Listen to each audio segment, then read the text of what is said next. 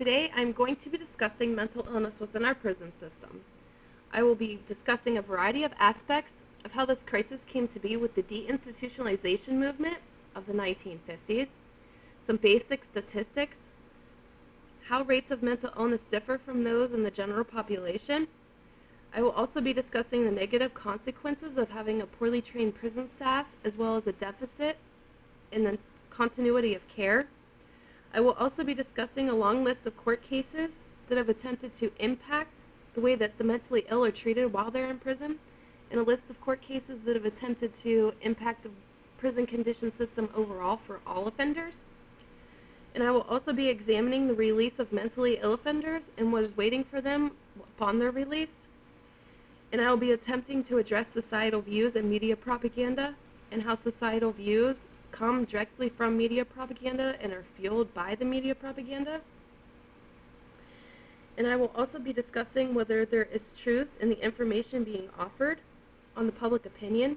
And I will also be trying to correlate the interactions of the everyday individual with the mentally ill individual rather than just police officers and correctional officers and those who are encountering mentally ill individuals on a daily basis. I would like to start by discussing the deinstitutionalization movement of the 1950s. The deinstitutionalization movement of the 1950s, along with the introduction of psychotropic medication, which included lithium for the most part, led to the closure of state-run mental health facilities. This closing of the state-run mental health facilities forces inhabitants into the street and often into our criminal justice system. The movement, which you will see on the slide entitled The Deinstitutionalization Movement of the 1950s, it shows a sharp decline from 1959 to 1997 in the number of state-run mental institutions. There were more than 550,000 individuals under psychiatric state-run care in state facilities in 1959. That decreased to 70,000 individuals in state-run mental health facilities by 1997. At first, the movement was thought to be something that was liberal and was categorized, and it would be a blessing, and they would receive better care. This was obviously not the case. One major contributing factor to this issue is that prisons were never designed to house and or treat an mentally ill individual, but this has become the primary function of our prison system today. There are over 1.25 million inmates that suffer from some form of mental illness within our prison system. Of those 1.25 million individuals, over 300,000 suffer from some form of severe mental illness. Severe mental illness is categorized as severe depression, bipolar disorder, and schizophrenia. Women are also 73% more likely to suffer from some form of mental illness while in prison. Current statistics for incarcerated individuals who are mentally ill. In our state prison system, there are over 705,000 individuals that are currently incarcerated. In our local jails, there are almost 560,000. And in our federal prison, there are 87,000 individuals that are suffering from mental illness that are incarcerated today. Rates of occurrence when compared to the general population. In the general population, each individual, 1 in 4 individuals, will experience some form of mental illness within their lifetime. When in prison, inmates of our prison system are 60% more likely to suffer from some form of mental illness. This means they are 2 to 4 times more likely to suffer from some form of mental illness when compared to the rates in the general population. A BGS report in 2008 reported that approximately 1/3 of all inmates receive mental care in state correctional facilities. That percentage decreases to 25% when you examine our federal prison system and 17% when you consider our local jails. Clinicians are limited to asking an individual how they're feeling that day, how they feel they're managing their symptoms, and introducing medication or prescribing medication, dispensing medication. That's what constitutes as medical care in our state-run facilities and our federal-run facilities. In local jails, the majority of the 17% that are being treated report that they are only receiving medication and no form of therapy, counseling, or any other method of treatment, just medication. Prison conditions often exacerbate existing mental health issues rather than treating them. Overcrowding, poorly trained prison staff, medical neglect, and medical neglect of the physical body are not conducive to a therapeutic environment. In fact, prison conditions can ultimately be the root cause of mental illness, mainly severe depression. Symptoms that are not managed tend to lead to trouble without necessary care. The mentally ill prisoner often succumbs to symptoms that include intense hallucinations, delusions, incapacitating fear, and mood swings. These can often range in severity and can lead to the mentally ill offender huddling in their cells, curling up in a fetal position on the floor, crying, yelling, screaming, and shouting incoherent messages, refusing treatment, or lashing out without provocation. This is why having a properly trained staff is so important. On my PowerPoint presentation, you will see a slide entitled Consequences of Poorly Trained Prison Staff. These address the issues such as solitary confinement, which is most often used in supermax prisons. They employ segregation when other methods of punishment do not work. And this type of punishment could affect any prisoner, but most often those suffering from severe mental illness are at increased risk for anxiety, depression, anger, cognitive disturbances, paranoia, and deep psychosis. Some documented cases of prolonged use of isolation include instances where inmates were eating their own flesh, cutting themselves, and attempting suicide. Suicide rates while in isolation are much more higher when compared to when they are in the general population. For the rest of the slide, the administration of chemical restraint. This includes muscle relaxers or anything that's going to make the inmate go to sleep when they are acting out. The administration of tear gas to prevent disruptive behavior. Obviously, this would not be an effective method to introduce to somebody that's having a psychotic breakdown, is to spray them with tear gas. That's likely to provoke the situation and take it to the next level of aggression. The man that you see laying on the bed, he is being punished for repeatedly beating his head off of the wall, which is a common symptom of somebody who's suffering from a psychotic breakdown. Staff psychiatrists report that they have impossibly large caseloads. They're forced to work in physically unpleasant facilities, and they are met with an unsympathetic institutional culture, both by the prisoners that do not suffer from mental illness and by the staff. They're working on scant budgets, and they have little to no public support, so it's like fighting an uphill battle. Half of the state-run correctional facilities report there's not enough trained staff to provide adequate care. In addition to correctional staff, prisons are deficient and crippled by understaffing, insufficient programs, and or resources. When you look at the issue of whether police officers on the streets, when they come in contact with the individual who is mentally ill, they're more likely to arrest him or her and take the individual in for psychiatric assessment or refer them to appropriate mental health services. When a police officer encounters somebody who is having some difficulties managing their mental illness disorder and the symptoms, police officers have a large amount of discretion when it comes to deciding what to do and how to treat the individual. Most oftentimes they arrest them because, just like the general public, police officers tend to believe that mental illness proposes a substantial risk to violence. And 7% of all people with whom police officers have a contact with are suffering from some form of mental illness, as well as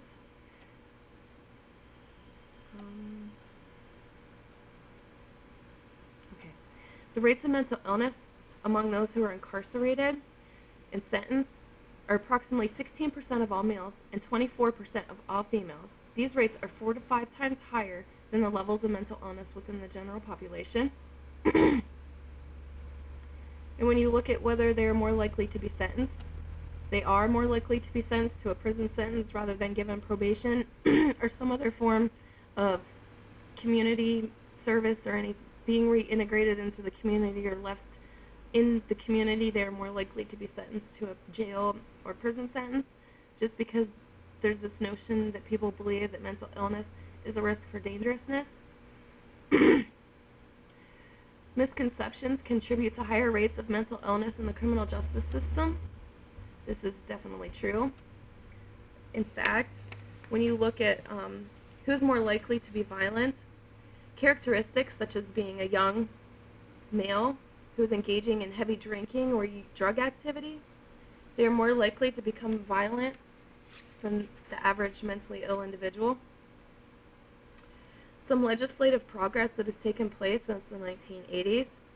The 1986 case of Ford versus Wainwright forbids the execution of those who are deemed incompetent to stand trial.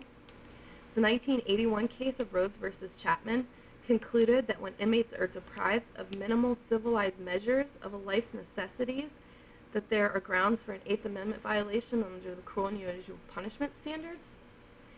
The Mentally Ill Treatment and Crime Reduction Act of 2004 that was signed into act by President Bush in the Bush administration. President Bush suggested that the best practices for reducing the increasing risk of incarceration for those suffering from severe mental illness, which includes adult and juvenile offenders, are community reentry programs and jail diversion. Obviously, he meant that we need to be proactive rather than reactive, and we need to implement measures that are going to prevent the individual from having a psychotic breakdown in the first place, to reduce the risk that they are going to be placed into our system. The case of Wilson versus Sider in 1991 resulted in prison officials being held accountable if they are found to be in violation of the Eighth Amendment, cruel and unusual punishment, and they have to act with deliberate indifference, which deliberate indifference is defined as somebody being consciously aware that their behavior or their conduct is likely to pose a serious risk or of substantial harm, and they need to be taking suitable measures to prevent that. Building up on the Sider case was the 1994 case of Farmer versus Brennan. The Supreme Court ruled that a prison official's deliberate indifference provided substantial risk to the inmates. Some other cases that have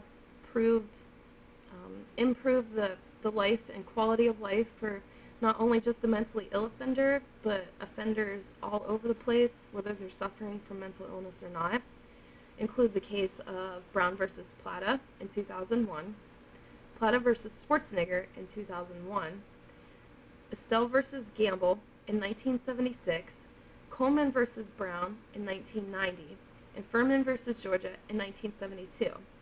These cases set the standards to determine what constitutes cruel and unusual punishment as it pertains to the Eighth Amendment and the overcrowding crisis that is currently taking over our prison system. In addition to these legislative acts, there have been many human rights groups who have advocated for proper treatment of the mentally ill offender. These acts have made significant progress, and they include the Universal Declaration of Human Rights Act of 1948, and it wasn't until much later that this began to apply to prisoners. It demands access to vital health care services and humane conditions of confinement while they are incarcerated. The Universal Declaration of Human Rights Act also says that everyone has the right to access and enjoy the benefit of the highest level of standard of physical and mental health care while they are incarcerated. They also have the right to be free from abuse protection by the CAT, it's called CAT, Conventions Against Torture and Other Cruel and Inhumane and Degrading Treatment or Punishments. It states that you cannot cause harm or intentionally inflict pain or suffering, and neglect is also considered to be inflicting pain and causing suffering upon an individual. Now we will look at what is waiting for these inmates upon release. Re-entry is oftentimes the most difficult aspect of mental illness. Due to ex-offender status, they are ineligible for public aid, public housing, and they are barred from most gainful employment opportunities. Because of the difficult relationship that presents oftentimes with mental illness, these individuals have often burned every single bridge that they have with family members and friends. They're unwilling to help them. They pretty much wash their hands with them and want nothing else to do with them. So that support system is essentially gone. They're more likely to seek shelter with an individual is also suffering from some form of mental illness or has a substance abuse disorder of their own. Inmates suffering from mental illness are more likely to become homeless and or addicted to drugs and alcohol. When you are seeking help into a homeless shelter, which is more where most of these individuals end up is in homeless shelters, they have strict no alcohol policies, and if you violate this policy, they will kick you out, which is how most of them end up on the streets because they end up with some sort of alcohol or drug dependency disorder. So they're in violation of the shelter's rules, and they're oftentimes kicked into the streets. When they are released from prison, they are released with $50 in cash, 2 weeks worth of medication, and occasionally a bus ticket. There are no follow-up visits required or scheduled for any services if an individual maxes out on their sentence. So for the individual that maxes out on their sentence and is suffering from some form of mental illness, there are no mental health appointments scheduled for them. There are no follow-up visits to ensure that they are doing what they're supposed to be doing, such as taking their medication, participating in therapy and counseling sessions as they need to be, seeing their doctor regularly to have their medication updated and regulated or changed if need be. There's no one to ensure this. So essentially, these individuals are being left to their own devices when they can hardly care for themselves.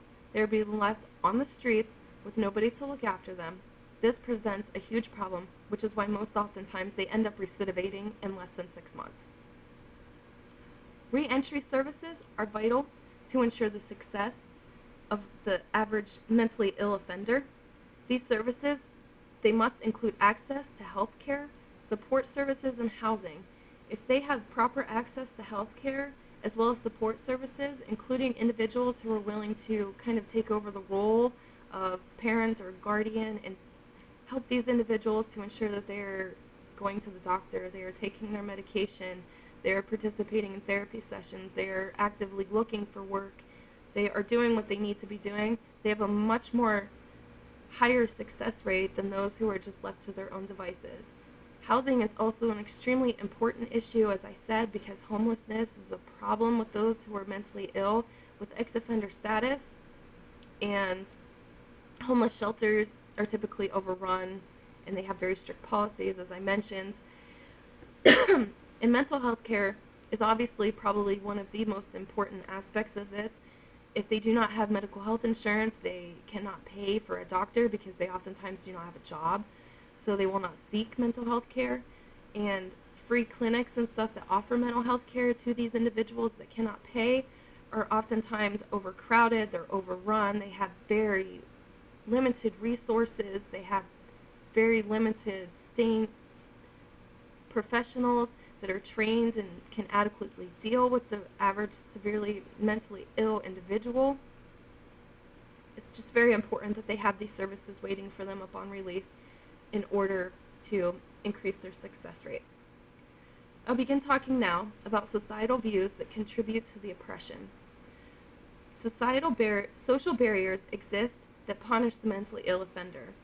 I mean this by the general public believes that individuals that are suffering from mental illness can control their symptoms. The average individual means that the person who is suffering from mental illness just has to develop better control or just take a pill and they'll be fine. Their symptoms will be able to be managed. This is obviously not always the case. Those who are in the middle of a psychotic breakdown are not really thinking that they need to have some sort of self-control.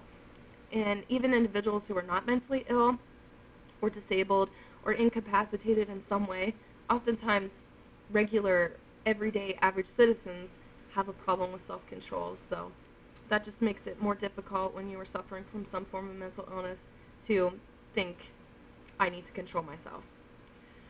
Society makes it very difficult for an individual to seek assistance and overcome the stigma associated with being an offender, not only an offender, but a mentally ill offender as well. The stigma associated with being an ex-offender is horrible. If you think about how people look at somebody who says to you, I just got out of prison.